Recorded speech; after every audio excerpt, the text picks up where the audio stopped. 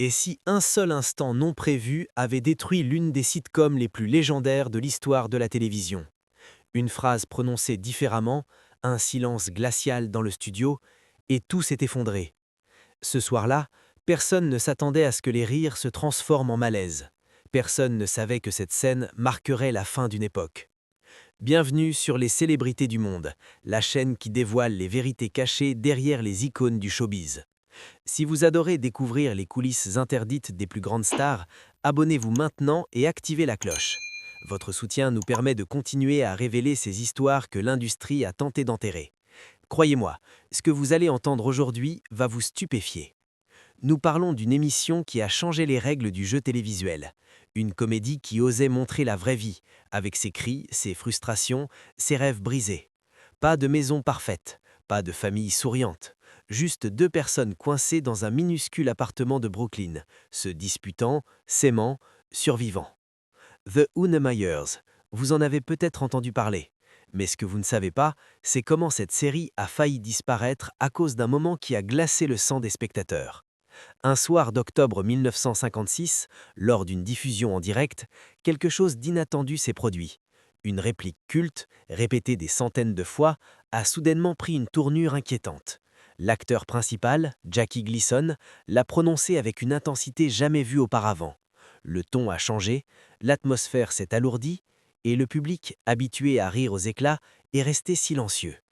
Ce silence a tout changé. Les dirigeants du réseau ont paniqué, les sponsors ont menacé de se retirer, et quelques semaines plus tard, l'émission a été annulée sans explication publique. Mais pourquoi? Qu'est-ce qui s'est vraiment passé ce soir-là? Était-ce un accident, une improvisation malheureuse, ou quelque chose de plus profond que personne n'a osé révéler? Aujourd'hui, nous allons remonter le temps. Nous allons explorer l'ascension fulgurante de Jackie Gleason, les coulisses politiques qui ont façonné l'émission et ce moment fatidique qui a tout basculé. Attachez vos ceintures, cette histoire va vous transporter dans une époque où la télévision était dangereuse, imprévisible et terriblement vraie. L'histoire de Jackie Gleason ne commence pas sous les projecteurs scintillants d'Hollywood. Elle débute dans un appartement exigu de Brooklyn où chaque craquement du plancher portait le poids de la lutte quotidienne. Né en 1916, Gleason a grandi dans un quartier irlando-américain aussi dur que le béton des trottoirs qu'il arpentait chaque jour. Son père a abandonné la famille alors que Jackie n'avait que 9 ans. Cette disparition a laissé une cicatrice profonde. Sa mère s'est battue pour joindre les deux bouts avec des emplois mal payés et des horaires interminables. Ce genre de perte vous transforme.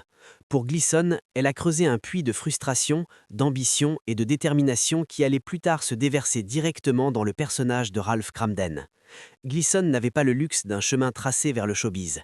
Il a passé une grande partie de sa jeunesse à se débrouiller. Salle de billard, petit boulot, tout ce qu'il fallait pour ramener un peu d'argent. Le quartier lui-même était un théâtre de personnalités brutes. Disputes bruyantes s'échappant des fenêtres des immeubles, voisins vivant d'un chèque de paye à l'autre, gens dont les rêves étaient toujours un peu plus grands que leurs moyens. C'étaient ces voix, ces manières, ces rythmes émotionnels qu'il allait finalement canaliser à la télévision en direct. Quand Gleason criait en tant que Ralph Kramden, ce n'était pas seulement du jeu d'acteur, c'était Brooklyn qui reprenait vie devant les caméras. Sa grande pressée est venue d'une scène de variété, pas d'une sitcom. Avec son charme naturel et son timing parfait, Gleason exerçait un attrait presque magique sur le public. Au début des années 50, il avait sa propre émission de télévision sur le réseau Dumont, intitulée Cavalcade of Stars. C'est en 1951 que Ralph Kramden a été présenté au monde. Le personnage n'était pas destiné à être la version polie que nous imaginons aujourd'hui. Au contraire, il était dépeint comme grossier, bruyant, impatient, toujours en train de comploter. Le public télévisuel, habitué à voir des pères en cardigan dispensant des conseils sages, se trouvait soudainement face à un homme hurlant à travers un minuscule appartement de Brooklyn à sa femme de la langue tout aussi acerbée. C'était électrique. Alors que la plupart des émissions de l'époque idéalisaient la vie de banlieue, les sketchs de The Unnemeyers dans Cavalcade adoptaient une voix qui embrassait le côté brut de l'existence. Ralph était chauffeur de bus à New York, un type qui ne semblait pas avoir de chance. Il ne possédait pas de maison en banlieue, n'avait pas de pelouse bien entretenue, pas de famille parfaite sur papier glacé. Au lieu de cela, il élaborait des plans pour devenir riche rapidement, des plans qui s'effondraient invariablement dans un désastre comique. Et le public adorait cela. Les gens s'identifiaient à Ralph dans ses petites victoires et ses grandes faillites. L'autre élément qui ajoutait à l'authenticité était la relation entre Ralph et Alice Cramden. Alice n'était pas l'épouse docile et souriante qu'on voyait dans toutes les autres émissions. Elle rendait coup pour coup. Elle débattait avec Ralph, repoussait sa fanfaronnade et le réprimandait quand ses rêves devenaient un peu trop élevés. Ce n'était pas un fantasme de sitcom, c'était une routine d'arguments et de réconciliation qui ressemblait probablement aux disputes de cuisine dans toute Amérique. Caster Alice n'était pas facile, cependant. Audrey Meadows a failli perdre le rôle carrément. Les dirigeants de CBS pensaient qu'elle était trop glamour et ne l'imaginaient pas capable d'incarner une femme au foyer de classe moyenne ou moyenne. Meadows, cependant, était déterminée à leur prouver qu'elle avait tort. Elle s'est présentée à l'audition avec de nouvelles photos qui étaient l'opposé du glamour hollywoodien. Robe simple, cheveux non coiffés, pas de maquillage. Sur ces photographies, Meadows ne ressemblait pas à une star de cinéma. Elle ressemblait à une épouse de classe ouvrière de Brooklyn qui passait ses jours à étirer chaque dollar. Jackie Gleason a vu les photos et sut instantanément qu'elle était parfaite pour le rôle. Mais ce que vous ne savez pas, c'est qu'Alice n'a pas toujours été jouée par Meadows. Pearl Kelton était la première femme à incarner le personnage, et elle avait tendance à adopter une tournure plus acerbée, plus combative. Puis elle a été remplacée soudainement avec des déclarations officielles évoquant des problèmes de santé. La vraie raison était plus trouble et beaucoup plus politique. En pleine Red Scare, les allégations concernant les liens communistes de son mari faisaient d'elle un risque que le réseau ne voulait pas prendre. Alors elle est partie sans fanfare, sans annonce publique. L'ascension de Gleason n'était pas seulement une question de rire. De forces politiques allaient bientôt altérer les émissions d'une manière qu'aucun script ne pouvait prédire. Quand The Honeymooners a commencé à gagner en popularité, c'était en grande partie grâce à la chimie entre Ralph et Alice Cramden.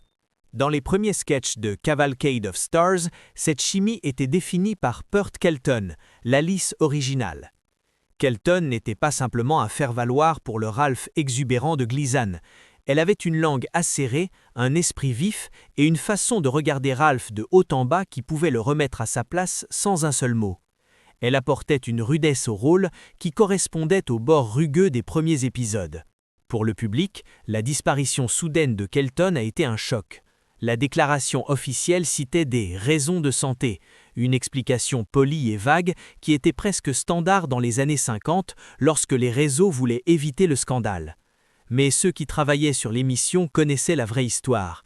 La Red Scare, la chasse nationale aux sympathisants communistes présumés, était à son apogée. Le divertissement était l'une des industries les plus durement touchées par la soi-disant liste noire.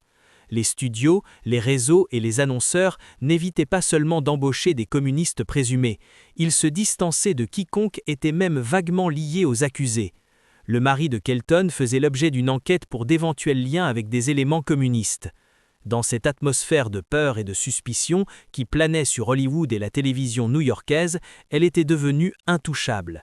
Elle n'a jamais été formellement accusée, il n'y avait aucune preuve ou preuve de méfaits, mais à une époque où le moindre soupçon d'association pouvait couler une carrière en quelques heures, CBS l'a discrètement évincée, calculant qu'il était bien plus pratique de le faire sans fanfare. La remplacer était difficile.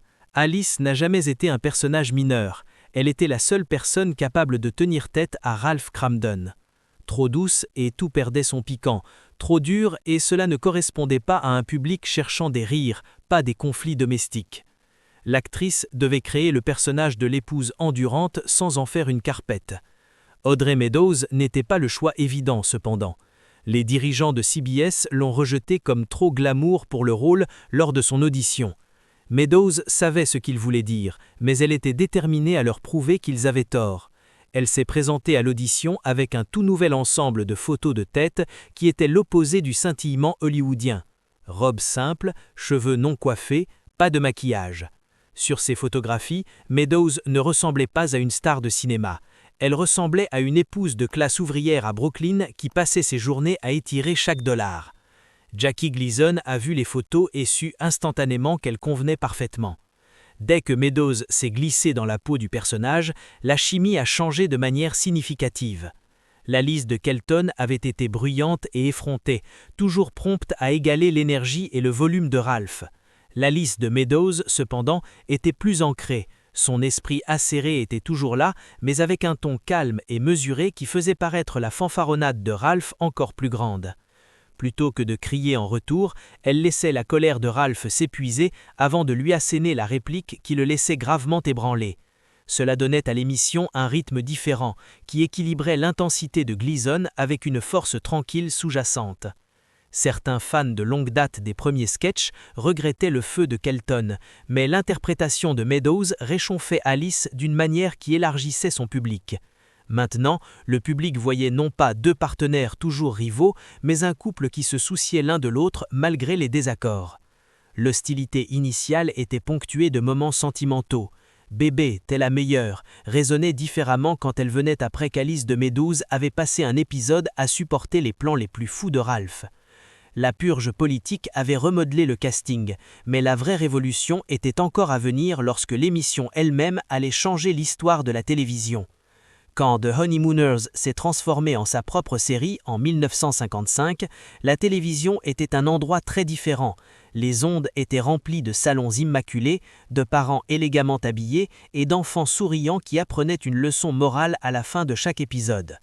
Des émissions comme Father Knows Best ou Leave It Beaver présentaient une Amérique idéalisée, pelouse propre, maison bien rangée et parents qui avaient toujours le conseil parfait.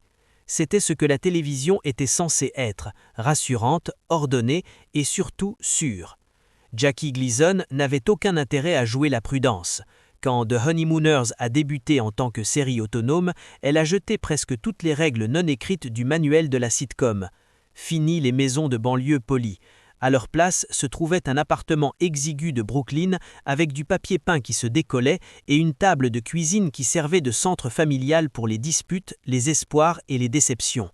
En lieu et place d'enfants livrant des répliques mignonnes, il n'y avait que Ralph et Alice, un couple marié enfermé dans un constant va-et-vient entre rêve et réalité. Le génie de l'émission ne se limitait pas à son décor, mais résidait plutôt dans son honnêteté. Ralph Cramden n'était pas un patriarche sage et stable, c'était un chauffeur de bus de classe ouvrière avec une imagination hyperactive, un tempérament court et une capacité à saboter involontairement ses propres plans. Alice n'était pas une femme au foyer passive et douce, elle avait un esprit vif et tenait tête. Les personnages étaient faillibles, et c'était précisément ce qui les rendait attachants aux membres du public. Ils ne ressemblaient pas aux images brillantes des messages publicitaires, ils ressemblaient aux personnes qui regardaient depuis leur salon. Mais c'était le format qui distinguait de Honeymooners. Chaque épisode était autonome, une histoire complète avec son propre arc émotionnel. Il n'y avait pas besoin de suivre une intrigue continue. Le téléspectateur pouvait se brancher n'importe quelle semaine et comprendre immédiatement la situation. Mais c'était là qu'une brillante couche de complexité résidait. Les exclamations de « To the moon, Alice » et « Baby, t'es la meilleure » sont devenues des phrases cultes culturelles instantanées, trouvant leur chemin dans les lieux de travail, les salles à manger et même quelques discours politiques. Le rythme unique de l'émission venait de l'histoire scénique de Gleason. Il traitait chaque épisode comme une pièce en un acte, en direct et non répété. Dialogue serré, rythme rapide et l'immédiateté des enjeux, même les plus petites querelles domestiques, semblaient réelles. Il n'y avait pas de rire préenregistré adoucissant les punchlines. Le public du studio riait simplement parce que la comédie était vraiment acérée et la tension semblait réelle. Ce genre d'authenticité était dangereux dans les années 50, mais cela marchait. En s'écartant de l'idéalisme télévision, The Honeymooners a inauguré une autre forme de narration.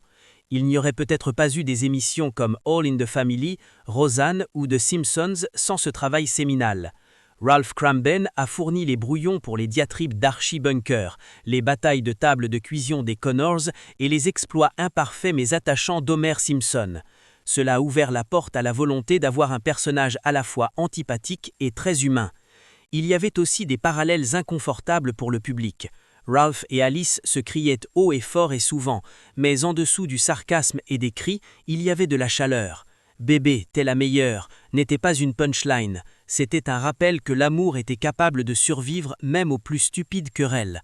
Ce genre d'honnêteté a donné des jambes à la série. Le revers de la médaille était que briser le moule était risqué. Si le public soupçonnait qu'une situation réelle, il pouvait soudainement commencer à se retourner. Alors que le format gagnait des fans, un moment libre allait bientôt transformer ce réalisme en controverse nationale. C'est arrivé une nuit où personne ne s'y attendait. Une nuit qui aurait dû être juste un autre épisode dans une série fiable de télévision en direct. La date était octobre 1956 et l'épisode s'intitulait « The Deciding Vote ». En surface, c'était du pur territoire Honeymooners.